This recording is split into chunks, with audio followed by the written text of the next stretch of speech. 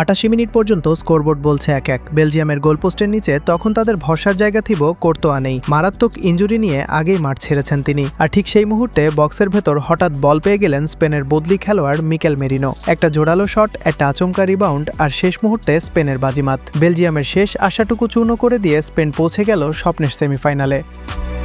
কিন্তু এই জয়সূচক গোলের পেছনের গল্পটা মোটেও এতটা সহজ ছিল না। এই ম্যাচের প্রতিটি সেকেন্ডে লুকিয়েছিল বারুদ ঠাসা উত্তেজনা, কারণ জয়ী দলকে সেমিফাইনালে লড়তে হবে শক্তিশালী ফ্রান্সের বিপক্ষে। একদিকে স্পেনের বুদ্ধিদীপ্ত পাসিং ফুটবল, অন্যদিকে বেলজিয়ামের শারীরিক আর মরিয়া লড়াই। ম্যাচের মাত্র ১৩ মিনিটেই বেলজিয়ামের বক্সে স্প্যানিশটা হ্যান্ডবলের জোরালো আবেদন করে। সবাই ভাবছিল পেনাল্টি, কিন্তু রেফারি মাইকেল অলিভার খেলা চালিয়ে যাওয়ার নির্দেশ দেন। শুরু থেকেই দুই দলই খুব ভালো করে জানত সামান্য একটা ভুল মানেই টুর্নামেন্ট থেকে সোজা বিদায়।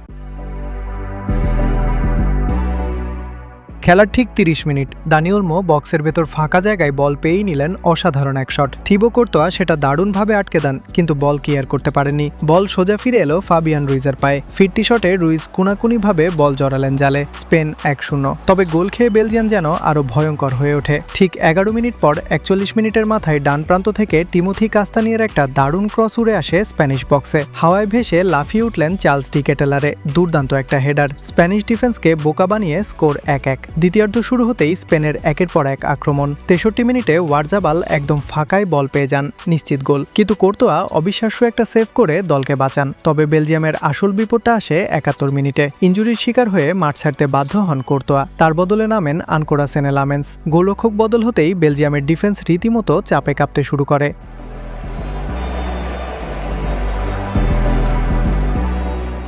ম্যাচের ৮৬ মিনিট দানি ওলমোকে তুলে নিয়ে স্পেনের কোচ মাঠে নামালেন মিকেল মেরিনোকে। কে জানত কোচের এই একটা সিদ্ধান্তই ম্যাচের ভাগ্য লিখে দেবে। ঠিক ২ মিনিট পর বক্সের ভেতর বল ক্লিয়ার করতে গিয়ে জটলা। বলটা ছিটকে পড়ল মেরিনোর সামনে। কোনো দ্বিধা না করে সরাসরি শট এবং গোল। ২-১ ব্যবধানে বেলজিয়ামকে হারিয়ে স্পেন চলে গেল সেমিফাইনালে।